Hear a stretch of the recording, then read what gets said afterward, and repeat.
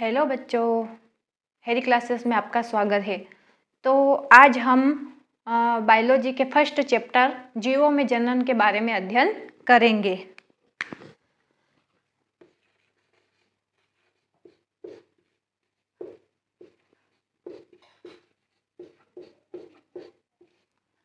तो हमारा first question होता है कि जनन क्या होता है, जनन क्यों होता है और जनन कितने प्रकार का होता है।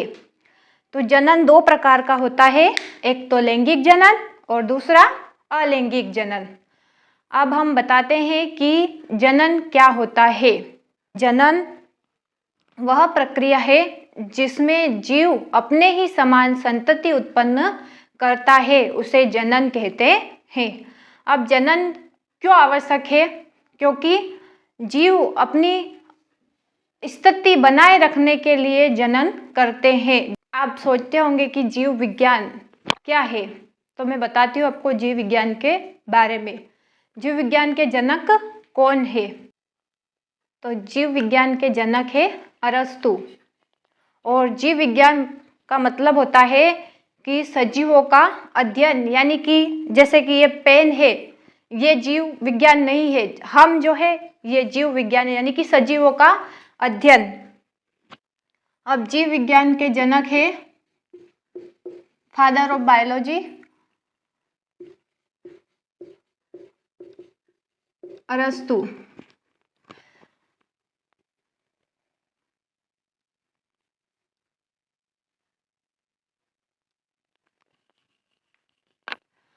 अरस्तु केवल जीव विज्ञान के जनक नहीं है, प्राणी विज्ञान के भी जनक है और भ्रूण विज्ञान के भी, यानी कि भ्रूणोद्भव।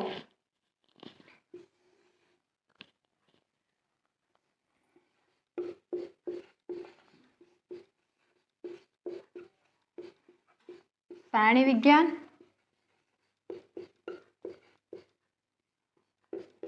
भ्रूणोद्भव, यानी कि भ्रूण विज्ञान भी कह सकते हैं।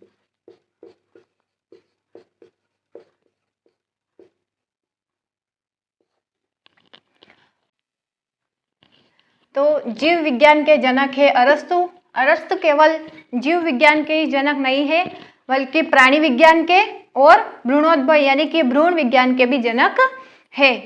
तो जीव विज्ञान शब्द किसने दिया था? लेमार्क और ट्वीरेनस ने दिया था।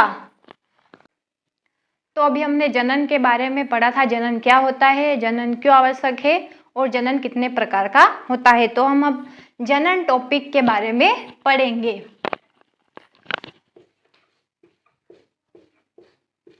जनन में फर्स्ट आएगा जीवन अवधि,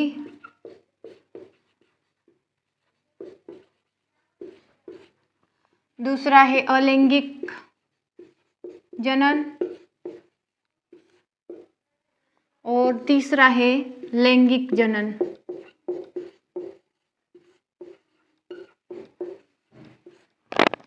तो जीवन अवधि क्या होती है कि किसी भी जीव के जन्म से लेकर उसके प्राकृतिक मृत्यु तक का समय क्या कहलाती है? जीवन अवधि कहलाती है। जैसे कि कोई व्यक्ति जन्म हुआ उसका,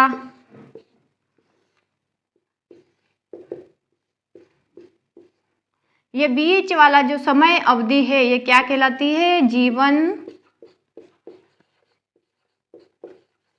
अवधि। जैसे कि बरगद का पेड़ है, उसकी जीवन अवधि कितनी होती है? 200 से 300 साल।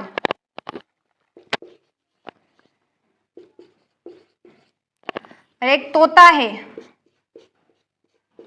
इसकी 160 वर्ष। यानी कि किसी भी जीव के जन्म से लेकर उसके प्राकृतिक मृत्यु तक का समय क्या कहलाती है?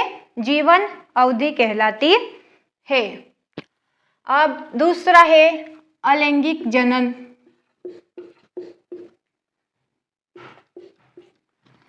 क्या होता है अलैंगिक जनन?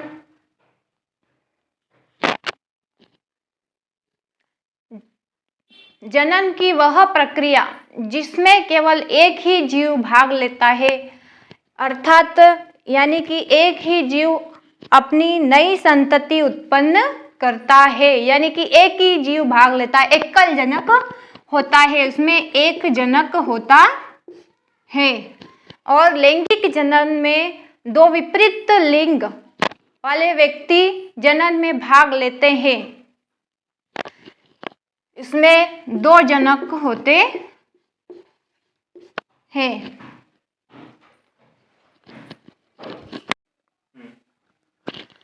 तो इसमें एक जनक होता है, यानी कि एक जीव उत्पन्न होता है एकल जीव द्वारा। इसमें दो जनक होते हैं और युग्मनज बनते हैं, युग्मक बनते हैं।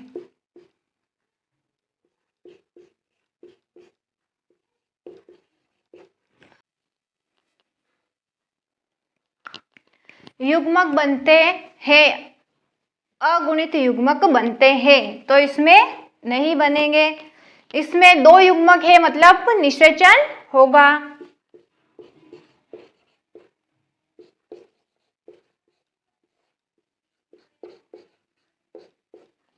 और इसमें नहीं होगा। तो हमने चर्चा की है जनन के बारे में, जीवन अवधि के बारे में हमने सामान्य परिचय देखा है, अलैंगिक जनन के बारे में और लैंगिक जनन के बारे में सामान्य परिचय देख लिया है।